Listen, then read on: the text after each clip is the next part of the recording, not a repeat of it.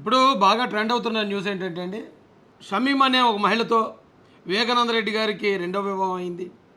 ఆమెకి ఒక బిడ్డ ఉన్నాడు. వివేకానంద రెడ్డి గారి ఆస్తికి, ఆయన వారసత్వానికి ఆ బిడ్డ వారసుడు అవుతాడు కాబట్టి, అందుకని కోపంతో సునీతారెడ్డి గారు మరియు సునీతారెడ్డి గారి భర్త అయిన నర్రెడ్డి రాజశేఖర రెడ్డి గారు చంపేశారు అని బీభత్సంగా వైరల్ చేస్తున్నారు ఈ పేటీఎం ₹5 బ్యాచ్. అయితే అప్పటి వరకు ఆ షమీమ్ అనే ఆ మహిళ కోసం మాట్లాడాల్సిన అవసరం మాకు వస్తుందని ఏ రోజు అనుకోలేదు. కానీ ఈ మధ్య నిన్న TV9 వారు, సాక్షాత్తు TV9 వారు ఈ షమీమ్ గారు ఇచ్చిన స్టేట్మెంట్ అని చెప్పి ఒక స్టేట్మెంట్ని TV9 ద్వారా ఈ సోషల్ మీడియా ద్వారా బాగా వైరల్ చేస్తున్నారు. దానిలో షమీమ్ గారు మాట్లాడిన మాటలు కొన్ని అభ్యంతరకరంగా ఉన్నాయి. అయితే అందుకని ఈ రోజున ఆ మహిళ గురించి మేము ప్రస్తావించడం జరుగుతుంది. మహిళలంటే మా గౌరవమే. మరి ముఖ్యంగా ముస్లిం సోదరులంటే మా సాటి సోదరులు, మా అన్నదమ్ములు. వారి కష్టంలో మేము చాలాసార్లు వారితో పాటు మేము ఉన్నాం. కాబట్టి ఇప్పుడు నేను మాట్లాడే ఈ డిస్కషన్ ఏదైతే ఉందో, ఈ విశ్లేషణ ఏదైతే ఉందో, ఇది వ్యక్తులకు సంబంధించింది తప్ప కుల మతాలకు సంబంధించింది కాదని ముందుగా మీ అందరూ కూడా తెలియజేస్తున్నానండి. అయితే నేను సూటిగా ఒక ప్రశ్న అడుగుతున్నాను వైసీపీ సోషల్ మీడియాని, వైసీపీ కార్యకర్తలందరినీ కూడా. ఈ రోజున సునీతారెడ్డి గారే చంపేశారు, నర్రెడ్డి రాజశేఖర రెడ్డి గారు చంపేశారని చాలామంది మీరు ప్రచారం చేస్తున్నారు. ఒకవేళ నిజంగానే సునీతారెడ్డి గారు చంపేసి ఉంటే, అయితే నేనేమంటానంటే, కుటుంబ కలహాల్లో తండ్రిని కూతురు, కూతురిని తండ్రి, కొడుకుని తండ్రి, కొడుకుని తల్లి, తల్లిని కొడుకు చంపుకోవడం అనేది ప్రపంచ చరిత్రలో సర్వసాధారణం. ఎక్కడ జరగలేదని ఏమంటలేదు. సునీతమ్మ గారు చంపేసి ఉంటే, ఒకవేళ నిజంగానే చంపేశారు అనుకుందామండి, చంపేసి ఉంటే చక్కగా అవినాష్ రెడ్డి వచ్చి గుండెపోటుని ప్రచారం చేసినప్పుడు ఆవిడ హాయిగా అక్కడ తడిగుడు వేసుకుని పడుకుని ఉండేది కదా. లేకపోతే ఆవిడ కూడా వచ్చి అవునా గుండెపోటే మా నాన్న, గుండెపోటుతో చచ్చిపోయాడు మా నాన్నని ఏడిచి నాలుగు కన్నీళ్ళు రాల్చి వెళ్ళిపోను కదా. రక్తం తుడి చేసినప్పుడు అబ్బాయి మేము చంపేసాం, కానీ రక్తం మా వాళ్ళు అందరూ భలే తుడిచేశారు రా బాబు. చక్కగా తీసుకెళ్ళి ఇప్పుడు కట్లు కట్టి హ్యాపీగా పోస్ట్ మార్టం కూడా లేకుండా ఖననం చేస్తున్నారు. మా దేవుడా రక్షించావు నన్నని ఆవిడ మాట్లాడకుండా వెళ్ళి ఖననం చేసి వచ్చేసింది కదా. లేదు పోస్ట్ మార్టం దగ్గరికి కనీసం పోస్ట్ మార్టం అన్నా చేయించకపోతే, అవునండి రక్తవంతులతో చచ్చిపోయాడని ఆవిడ ఆ కేసుని తప్పించుకోవడానికి అలా ప్రయత్నించి ఉండేది కదా. ఒకవేళ అది కూడా కాదు, కేసు అయ్యింది. కేసు అయినప్పుడు సరిగా జగన్మోహన్ రెడ్డి గారు దాన్ని పట్టించుకోకుండా సిబిఐ కోసం వేసిన పిటిషన్ హైకోర్టులోది జగన్మోహన్ రెడ్డి గారు వెనక్కి తీసుకున్నప్పుడు, అమ్మాయి అన్నయ్య బతికించావనే నన్ను, నువ్వు సిబిఐ ఎంక్వైరీ వేస్తే నేను దొరికిపోదును, మా ఆయన దొరికిపోతుడు, నువ్వు బాగానే వెనక్కి తీసుకున్నావు అని ఉండేది కదా. ఆవిడ ఎందుకు వేస్తుంది సిబిఐ ఎంక్వైరీ? మళ్ళీ సిబిఐ ఎంక్వైరీ ఇక్కడ సరిగ్గా జరగనప్పుడు పోన్లే ఏదో విధంగా మేము తప్పించుకుంటున్నాం, నేను నా భర్త సిబిఐ ఎంక్వైరీ బాగానే చేయట్లేదులే అని హ్యాపీ ఫీల్ అవ్వాలి. కానీ మళ్ళీ సుప్రీంకోర్టుకి వెళ్ళి ఈ రాష్ట్రంలో జరగట్లేదు, పక్క రాష్ట్రానికి పంపించండి అని మళ్ళీ ఎందుకు వేస్తుంది? అంటే ఆవిడే చంపేసి నేను చంపేశాను, ప్లీజ్ నన్ను అరెస్ట్ చేయండి, ప్లీజ్ అరెస్ట్ మీ అంటదా? ఎవరన్నా నమ్మే మాటనండి ఇది? అయితే వాళ్ళు చెప్పే రీజన్ కొంచెం ఆలోచించదగ్గట్టు ఉంది. ఎందుకంటే ఆ షమీమ్ గారు అనే ఆమెను పెళ్లి చేసుకోవటం అయినా, ఆమెకు ఒక కుమారుడు పుట్టడం, సో ఆస్తి ఒకవేళ అలా వెళ్ళిపోద్దేమో అని ఈ మర్డర్ చేసి ఉండొచ్చు అనేది అర్థం చేసుకోవచ్చు. కానీ ఒకవేళ అలా చేసి ఉంటే చక్కగా ఈ రోజున అవినాష్ రెడ్డి, జగన్ రెడ్డి గారు హ్యాపీగా దాన్ని ఆ కేసును సమాజ్ చేస్తూ ఉంటే చూసి హాయిగా హ్యాపీ ఫీల్ అయ్యి ఉండేది.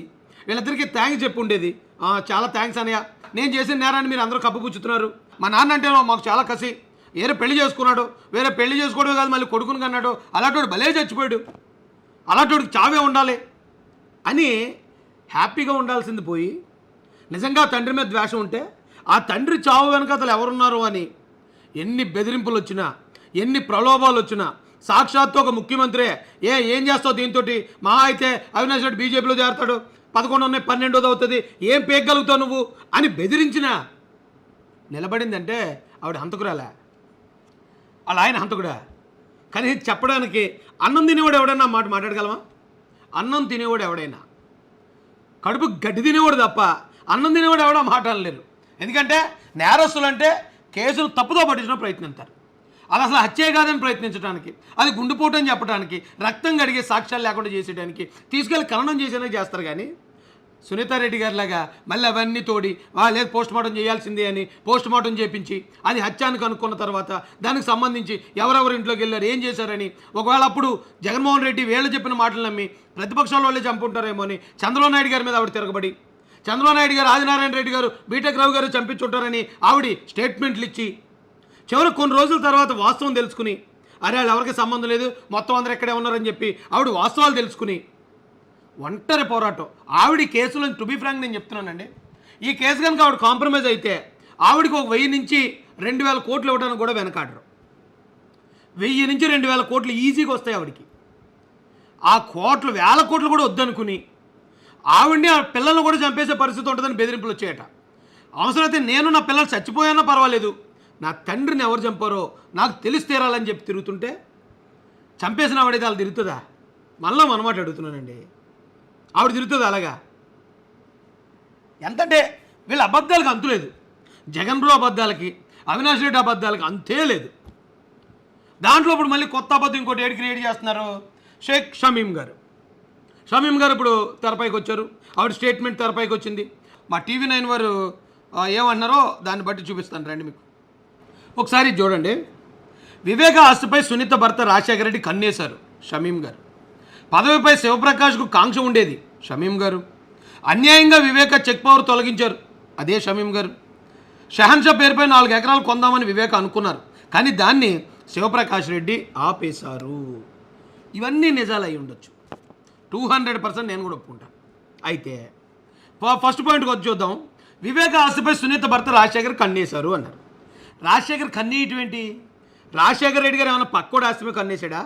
లేకపోతే రాజశేఖర రెడ్డి గారు ఏమన్నా ఇంటెనకాలోడు ఆస్తి మీద కన్నేశారా? లేదే. ఈ వివేకానంద రెడ్డి గారికి ఏకైక కుమార్తె సునీత రెడ్డి గారు అనుకుంటున్నాను. మరి నేను సునీత రెడ్డి గారు అయినప్పుడు వివేకానంద రెడ్డి గారు ఆస్తికి ఆమె వారసురాలు. సునీత రెడ్డి గారిని పెళ్లి చేసుకున్న నర్రెడ్డి రాజశేఖర రెడ్డి గారే వారసుడు. వాళ్ళ ఆస్తి మీద వాళ్ళు కన్నేయటం ఏంటండి షమీం గారు? ఇంకా చెప్పాలంటే ఆ ఆస్తి మీద మీరు కన్నేశారు అనొచ్చు, ఎందుకంటే మీకు ఆ డీటెయిల్స్ కూడా చూపిస్తాను. తర్వాత రెండోది, శివప్రకాష్కి పదవిపై కాంక్ష ఉండేది ఉంటుంది, తప్పే ఉంది. పదవి కాంక్ష లేని వాళ్ళు ఎవరు? జగన్ బ్రో పదవి కాంక్ష లేదా? రాజశేఖర రెడ్డి గారి శవం పక్కన ఉండగానే సంతకాలు పెట్టించుకున్నాడు అనేది నిజం కదా? కేవలం పదవి కోసమే వాళ్ళకి అసలు జన్మనిచ్చిన రాజకీయ జన్మనిచ్చిన కాంగ్రెస్ పార్టీని వెన్నుపోటు పొడిచాడు అనడానికి ఆధారాలు లేవా? పదవి కాంక్ష ఉంటుంది, ఎవరికన్నా ఉంటుంది. అన్యాయంగా వివేక చెక్ పవర్ తొలగించారండి. ఎందుకు? ఊరికి ఎందుకు తొలగిస్తారు? దానికి కారణం కూడా చెప్తాను నేను. అది కూడా వైఎస్ఆర్సీపీ వాళ్ళు పెట్టిన ఆ వీడియో, ట్రోలింగ్ వీడియో ఒకటి పెట్టారు. ఆ వీడియో నుంచి మీకు ఆన్సర్లు ఇస్తాను ఈరోజు. షహన్షా పేరు మీద 4 ఎకరాలు కొందాం అనుకున్నారు, కానీ దాన్ని శివప్రకాష్ ఆపేస్తారు. ఖచ్చితంగా ఆపుతారమ్మా షమీం. ఒకవేళ మీకు తెలియకపోవచ్చు, నేను చెప్తాను మీకు అది అంతా కూడా ఎందుకు ఆగుంటుందో. అంటే ఇదే వైఎస్ఆర్ కాంగ్రెస్ పార్టీ తెనాలి అనే ప్రొఫైల్ నుంచి ఒక వీడియో వచ్చింది. ఏంటయ్యా ఈ వీడియో అంటే, ఖచ్చితంగా వీళ్ళ స్ట్రాటజీ ఎలా ఉంటుందంటే, ఒక వీడియో తయారు చేస్తారు, ఇది వైఎస్ఆర్సీపీ ప్రశాంత్ కిషోర్ టీము, అది అన్ని సోషల్ మీడియాలకి పంపించేస్తారు, దీన్ని వైరల్ చేయండి అని. అప్పుడు ఈ లోకల్ చోట మూట ఈ పేటీఎం 5 రూపాయల బ్యాచ్లు ప్రతి ఒక్కరు కూడా దాన్ని అప్లోడ్ చేస్తాడు. అలా అప్లోడ్ చేసిన వీడియో ఇది. ఈ వీడియో ద్వారా వీళ్ళు ఏం చెప్పాలనుకున్నారంటే, నారా చంద్రబాబు నాయుడు గారు ఎన్టీ రామారావు గారిని వెన్నుపోటు పొడిచేశారు. సేమ్ అలాగే ఇక్కడ వివేకానంద రెడ్డి గారిని నర్రెడ్డి రాజశేఖర రెడ్డి గారిని వాళ్ళ అల్లుడు వెన్నుపోటు పొడిచేశాడు. సో ఈ రెండు సేమ్ టు సేమ్ అని చెప్పడానికి వీళ్ళు చాలా గట్టిగా ట్రై చేశారు. వాళ్ళు చెప్పాలనుకున్న దాని నుంచే అసలైన వస్తువు మీకు చెప్తాను నేను ఈరోజు. చదువు. వివేక ఆస్తిపై సునీత భర్త రాజశేఖర్ కు, పదవిపై శివప్రకాష్ కు కాంక్ష. వివేక్ ఆస్తిపై రాజశేఖర రెడ్డి గారికి కన్ను ఉండేదని TV9 చెప్తుందండి. ఇది ఇప్పుడు మా జగన్ బ్రో అంటాడు మాకేం ఛానల్ లేదు, మరి ఇది ఎవరి ఛానల్? మరి ఇప్పుడు ఇలా చెప్పుకుంటూ వస్తున్నారంటే ఆస్తి మీద సొంత అల్లుడు కన్నేయటం ఏంటి? ఏకైక కుమార్తె అయినప్పుడు ఆస్తి వాళ్ళదే కదా, ఆస్తికి వాళ్ళే వారసులు కదా, వాళ్ళ ఆస్తి మీద వాళ్ళ కన్నేయడం అని చెప్పడం అంటే ఇంతకన్నా దిగజారుడు జర్నలిజం ఉందా? ఏమా TV9 ఇంతకన్నా దిగజారుడు జర్నలిజం ఉందా? వాళ్ళు ఏమైనా పక్కింటోడు రాజశేఖర రెడ్డి గారి ఆస్తి మీద, అంటే వైఎస్ రాజశేఖర రెడ్డి గారి ఆస్తి మీద కన్నేశారా? లేకపోతే జగన్మోహన్ రెడ్డి గారి ఆస్తి మీద కన్నేశారా? షర్మిలమ్మ ఆస్తి మీద కన్నేశారా? ఎవరి ఆస్తి మీద కన్నేశారు వాళ్ళు? వివేకానంద రెడ్డి గారి ఆస్తి మీద వాళ్ళు కన్నేయటం ఏంటి? మా నాన్న ఆస్తి మీద నేను కన్నేయటం ఏంటి? అది నాదే కదా వారసత్వం. ఇప్పుడు రాజశేఖర రెడ్డి గారి ఆస్తి మీద జగన్ రెడ్డి కన్నేసాడంటే బాగుంటుందా? ఎందుకంటే జగన్ బ్రోదే కదా ఆస్తి. రాజశేఖర రెడ్డి గారి ఆస్తి మీద బ్రదర్ అనిల్ కుమార్ కన్నేసాడంటే బాగుంటుందా? వాళ్ళకు కూడా అందులో హక్కు ఉంటుంది కదా. ఇంత సిగ్గులేని జర్నలిజం, TV9 ఇంత దిగజారుడు జర్నలిజం, తప్పు కదా ఇది. ఉండేదని ఆరోపించారు షమీం. ఏ విధంగానైనా సరే ముఖ్యమంత్రి కావాలి అనేటటువంటి ఆశ మాత్రం మనసులో చావలేదు. ముఖ్యమంత్రి కావాలనుకోవడం అనేది అదేమో నేరమా అండి? ఎవరన్నా కావాలనుకుంటారు రాష్ట్రానికి మేలు చేయాలంటే. జగన్రావు కావాలనుకోలేదా? నాకు ముఖ్యమంత్రి వద్దు, నేను ఎంపీటీసీగా ఉంటాను అన్నాడా? లేకపోతే ఒక సర్పంచ్గా ఉంటాను అన్నాడా? ముఖ్యమంత్రి కావాలని అనుకోలేదా అతను? ముఖ్యమంత్రి కోసం కాదా కాంగ్రెస్ పార్టీని వెన్నుపోటు పొడుస్తా? ఎవరికన్నా ఉంటుంది, అందులో తప్పే ఉందండి. రండి ఇంకా చూద్దాం. వివేక హౌస్ ఆస్తిపై సునీత భర్త రాజశేఖర్ కు, పదవిపై శివప్రకాష్ కు కాంక్ష ఉండేదని ఆరోపించారు షమీం. మా అల్లుడే కావచ్చు అని కాదను, కానీ కాంగ్రెస్ లో ఉన్నాడు. అక్కడ ఎప్పుడైతే పరాజయం చెందాడో తెలుగుదేశంలోకి వచ్చాడు ఔరంగజేబ్. మరి ఆ దురదృష్టకరమైన విధానం ఇన్ని వందల సంవత్సరాల తర్వాత తెలుగు జాతి చరిత్రలో మన రాష్ట్రంలో ఈనాడు తిరిగి జరిగింది. కరెక్ట్ అండి. వీళ్ళు చూపించిన దాన్ని నేను ఒప్పుకుంటాను. చంద్రబాబు నాయుడు గారిని నర్రెడ్డి రాజశేఖర రెడ్డి గారిని పోల్చారు. కొన్ని లక్షణాలు కరెక్టే. ఆ లక్షణాలు రెండు కూడా ఇద్దరిలోనూ సరిసమానంగా కనిపిస్తున్నాయి నాకు. అవేంటి ఆ లక్షణం అనేది మీకు చూపిస్తాను ఈ వీడియో చివరిలో.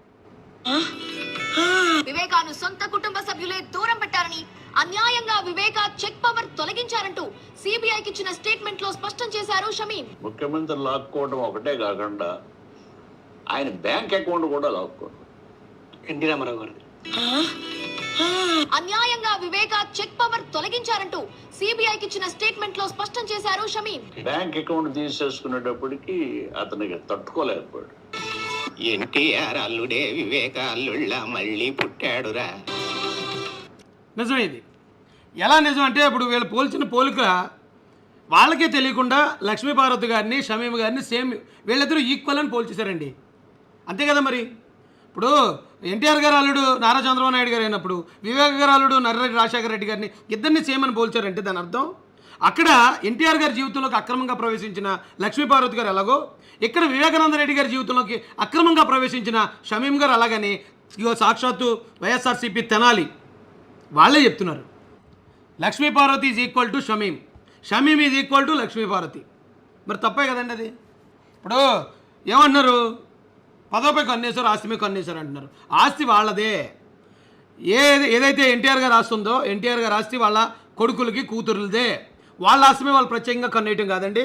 లక్ష్మీపార్వతి అని ఒక ఆమె బయట నుంచి వెళ్ళి సేవలు చేస్తాను, మీ కాళ్ళు నొక్కుతాను, మీ గాలి చురుతానని చెప్పి ఆయన్ని పెళ్ళాడేశానని చెప్పి ఆయన ఆస్తి మీద కన్నేసింది లక్ష్మీపార్వతి. లక్ష్మీపార్వతి గారు ఎన్టీఆర్ గారు ఆస్తి మీద కన్నేశారని రాయాలి నిజమైన జర్నలిజం అంటే. అంతే తప్ప బాలకృష్ణ గారు, రామకృష్ణ గారు, మరో కృష్ణ గారు, నారా చంద్రబాబు నాయుడు గారు అంటే భువనేశ్వరి గారు వీళ్ళంతా కలిసి ఎన్టీఆర్ ఆస్తి మీద కన్నేశారంటే ఇంత నిస్సిగ్గుగా చెప్తారేంటండి వైసీపీ వాళ్ళు. అది వాళ్ళ వారసులు కదండి. వాళ్ళు వారసులకు ఆస్తిలో భాగం ఉంటుంది. లక్ష్మీపార్వతి గారు కన్నేశారు ఎన్టీఆర్ గారు ఆస్తి మీద. అక్కడ ఎలాగైతే ఆమె వేశారో ఇక్కడ కూడా షమీం గారు వివేకానంద రెడ్డి గారి ఆస్తి మీద కన్నేశారని రాస్తే కరెక్ట్. అంతే తప్ప వివేకానంద రెడ్డి గారి ఆస్తి మీద సునీతారెడ్డి గారు కన్నేయటం ఏంటండి? సునీతారెడ్డి గారిదే కదా ఆస్తి అది. సునీతారెడ్డి గారి ఆస్తి మీద షమీం గారు కన్నేశారు. ఒకే మ్యాటరు దాన్ని తిప్పి చెప్పేటప్పుడు చూడండి ఎంత పెద్ద బూత్ అయిపోయింది ఇది. TV9 వాళ్ళు ఈ వైసీపీ పేటీఎం బ్యాచ్ చేసే పని ఇది. కానీ వీళ్ళు ఒక గొప్ప నిజాన్ని మాత్రం బయటపెట్టారు ఈ రోజున. Shamim is equal to Lakshmi Parvathi, Lakshmi Parvathi is equal to Shamim అని.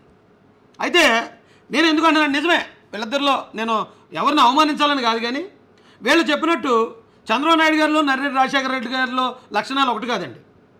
లక్ష్మీపార్వతి గారిలో షమీం గారిలో ఉన్న లక్షణాలు దగ్గర కనపడుతున్నాయి. ఎలా కనపడుతున్నాయంటే లక్ష్మీపార్వతి గారు సేవలు చేస్తాననే పేరుతో పెద్ద ఆయన దగ్గరికి వెళ్ళి ఆయనకన్నా వయసులో దాదాపు 20-30 సంవత్సరాలు పెద్ద ఆయన్ని పెళ్ళాడేసినంది. సేమ్ షమీం గారు కూడా ఉద్యోగం కోసం అని వివేకానంద రెడ్డి గారి దగ్గరికి వెళ్ళి ఆయన్ని నేను లవ్ చేస్తాను, నేను పెళ్లి చేసేసుకున్నాను అంటుంది. వీళ్ళకి వివేకానంద రెడ్డి గారికి షమీం గారికి దాదాపు 31 సంవత్సరాలు తేడా. 31 సంవత్సరాలు. వీళ్ళకి పెళ్ళయ్యే సమయానికి షమీం గారికి 28 సంవత్సరాలు. అంటే లెక్కల ప్రకారం ఆవిడ 2005లో ఎంఎస్సీ చేశానంటుంది. 2005లో ఎంఎస్సీ చేస్తే అప్పటికి ఒక 22 సంవత్సరాలు ఉండొచ్చు. 2011లో వీరికి పెళ్ళయింది అన్నారు, అప్పటికి 28 సంవత్సరాలు. అదే సమయానికి మన వివేకానంద రెడ్డి గారికి 61 సంవత్సరాలు. 28 సంవత్సరాల అమ్మాయి 61 సంవత్సరాల వృద్ధుణ్ణి, ఆల్మోస్ట్ వృద్ధుణ్ణి ఎందుకు పెళ్లి చేసుకుంటుందండి? ప్రేమ అది. ఎందుకు సార్ దానికి ప్రేమని పేరు పెట్టి ఆ ప్రేమకున్న వాల్యూని తీసేస్తున్నారు? ఇంకా చెప్పాలంటే లక్ష్మీపార్వతి గారు ఒక విషయంలో కొంచెం జెన్యునే. ఏ విషయం అదంటే రామారావు గారు భార్య చనిపోయి ఉన్నారు, ఆయన సింగిల్గా ఉన్నాడు. ఆ టైంలో పెళ్లి చేసుకుంది ఈవిడి. దాన్ని చట్టం కొంచెం అంగీకరిస్తుంది. మనం సమాజం అంగీకరించకపోయినా చట్టం అంగీకరిస్తుంది. కానీ షమీం గారు అలా కాదే. వివేకానంద రెడ్డి గారి భార్య బతుకుండగానే ఆమె ఇంకా విడాకులు ఇవ్వకుండానే ఈమె పెళ్లి చేసుకున్నాను అంటుంది. చట్టం అంగీకరిస్తుందండి? అది సహజీవనం కిందే వస్తుంది, అది అక్రమ సంబంధం కిందే వస్తుంది. సో అప్పుడు షమీం గారికి ఏ హక్కు ఉంది వివేకానంద రెడ్డి గారి ఆస్తి మీద? ఏ హక్కు ఉందండి? ఈరోజు ఆవిడ బయట తీసుకొచ్చి నర్రెడ్డి రాజశేఖర రెడ్డి గారు లేకపోతే సునీత రెడ్డి గారు వివేకానంద రెడ్డి గారు ఆస్తి మీద కన్ను ఇచ్చారని చెప్పిస్తున్నారేంటి? ఏం మాట్లాడుతున్నారా మీరు? కనీసం మాట్లాడేటప్పుడు ఇంగితం ఉండాలి కదా. ఎలాగండి 28 సంవత్సరాల అమ్మాయి 61 సంవత్సరాల వృద్ధుణ్ణి ఎలా ప్రేమించి పెళ్లి చేసుకుంటారు? ఆయనకి 65 సంవత్సరాల వయసులో ఆయనకు ఒక బిడ్డ, ఒక కొడుకు పుట్టాడు అన్నారు. ఓకే, మంచిదే.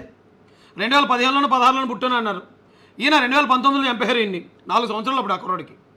4 సంవత్సరాల కుర్రోడికి రాజకీయ వారసత్వం కోసం సునీతమ్మ ఎందుకు చంపేస్తుంది? సునీతమ్మ ఏమైనా ఇప్పుడు ఎలక్షన్లో రాజకీయాల్లో పోటీ చేస్తుందా? ఎప్పుడైనా కనీసం కార్పొరేటర్గానే పోటీ చేసిందా? పోటీ చేస్తే నాకు రాజకీయ కాంక్ష ఉంది, ఈ కుర్రాడు వస్తే నాకు అడుగుతవుతాడేమోని పోనీ చంపేసింది అనుకోవడానికి లేదే. ఆవిడ చక్కగా ఆవిడ ఉద్యోగం ఏదో, ఆవిడ ముఖం కూడా ఎప్పుడూ ఎవరికి కనపడలేదు వాళ్ళ నాన్నగారు చనిపోయేదాకా. అలాంటి ఆవిడకి రాజకీయ కాంక్ష అంటగట్టి ఆ రాజకీయ కాంక్షతో ఇక ఈ ఎవరైతే షేక్ షమీం ఉన్నారో షమీం గారి బిడ్డకి వచ్చేస్తుందని ఇది క్రియేట్ చేసి, తప్పు కదండి. తండ్రిని పోగొట్టుకుని సొంత అన్నల దగ్గర నుంచి అవమానాలు పొందుతూ న్యాయం జరక్క ఈ రాష్ట్రంలో ఒక ముఖ్యమంత్రి పెదనాన్న, మరొక ముఖ్యమంత్రి అన్నయ్య, ఇద్దరు ముఖ్యమంత్రులు కుటుంబంలోనూ ఉన్నప్పుడు తండ్రి చనిపోతే న్యాయం జరక్క ఒంటరిగా ప్రాణాలకు తెగించి కుటుంబాన్ని పణంగా పెట్టి ఆమె ఈ రోజు న్యాయం కోసం తిరుగుతుంటే అలాంటి వ్యక్తి మీద ఇంత నీచమైన ఆరోపణలు చేయడానికి సిగ్గుందా లేదని అడుగుతున్నాను నేను. ప్రచారం చేయడానికి నరవలేని నాలుకే ఏది పడితే అది చెప్తున్నారు. ఆయన చనిపోయిన తర్వాత 4 సంవత్సరాలు అయిన తర్వాత ఆయన ఇప్పుడు ఉమనైజర్ అని ప్రచారం చేస్తున్నారు వివేకానంద రెడ్డి గారిని. ఎవరో శంకర్ రెడ్డి భార్యతో సంబంధం ఉందట, లేకపోతే మరొక సునీల్ యాదవ్ తల్లితో సంబంధం ఉందట. అబ్బా, మళ్ళీ అదే జగన్ రావు సౌమ్యుడు. మా చిన్నాన్న చాలా సౌమ్యుడు అండి, చాలా మంచోడు అండి, అందరికీ అన్ని మేలు చేసేవాడండి అన్నాడు అతనే ఆయన చనిపోయిన తర్వాత. ఏది కేసీని పీకు చుట్టుకుంటుందని తెలియనప్పుడు, ఇప్పుడు పీకు చుట్టుకుంటున్నప్పుడు ఆ సౌమ్యుడు దుర్మార్గుడు అయిపోయా. తప్పు కదండి. ఎక్కడన్నాడు మా జగన్ బ్రో అనొచ్చు మీరు. అన్నీ దగ్గర పెట్టుకునే మాడతాను కదా నేను. రండి కమాన్ పిల్లకాయలు చుద్దిరిగాని రండి, పేటీఎం పిల్లకాయలు చూడండి ఒకసారి ఈ వీడియో చూడండి. అన్న చిలక పలుకులు. ఆయన ఎంత సౌమ్యుడు అంటే ఆయనకు అసలు గొడవలు లేవు. ఎక్కడికైనా కూడా పాపం ఒకడే పోయి ఎవరి దగ్గర ఏ కలెక్టర్ ఆఫీస్ దగ్గరికైనా పోతాడు, ఏ ఎంఆర్ ఆఫీస్ దగ్గరికైనా పోతాడు. ఎవరన్నా వచ్చి అడిగితే ఎక్కడికైనా కానీ పాపం వెళ్ళిపోయే రకం. అంత సౌమ్యుడు, అంత మంచి వ్యక్తి. నిజంగా అంత మంచి వ్యక్తికి కూడా ఇటువంటి మరి ఎందుకు చెప్పాడండి ఆ మాట? 2019లో చెప్పిన మాట అది. అంటే వివేకానంద రెడ్డి గారి మీద సింపతి ఎక్కువ కలగాలి, మా చిన్నాన్ని చంపేశారనే సింపతి ఓట్ల రూపంలో నాకు రావాలనుకున్నప్పుడు అన్న చేసిన పెర్ఫార్మెన్స్ ఇది.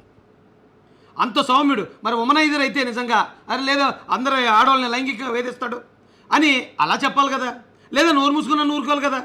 ఎందుకు ఇంత కాండక్ట్ సర్టిఫికేట్, ఇంత మంచి కాండక్ట్? ఇప్పుడు అవినాష్ రెడ్డి ఏమంటాడు చూద్దాం రండి. రెండో భాగ కోణం ఇది కూడా పూర్తిగా ఇగ్నోర్ చేస్తూ ఉన్నారు. వివేకం సార్ చాలా స్పష్టంగా 2010 సంవత్సరంలోనే ఆయన పేరు కూడా షేక్ మొహమ్మద్ అక్బర్గా పేరు కూడా మార్చుకొని పెళ్లి చేసుకొని రెండో భారత్తో ఒక బిడ్డను కూడా షహన్షా అనే ఒక బిడ్డను కూడా కనడము, కొడుకును కూడా కనడము, ఇవన్నీ కూడా జగమెదిగిన సత్యాలు. నేను మాట్లాడేది కాదు, ఇవన్నీ కూడా నేను ఈ రిప్రజెంటేషన్లో రాసిన ప్రతి పేరాకు మీకు కూడా ఇస్తా మాట్లాడిన తర్వాత. ఈ రిప్రజెంటేషన్లో నేను రాసిన ప్రతి పేరాకు ఈయన మాటలు వెళ్ళలేండి. ఈయనకి యాక్టింగ్ తక్కువ, యాక్టింగ్ సరిగ్గా చేయలేడు.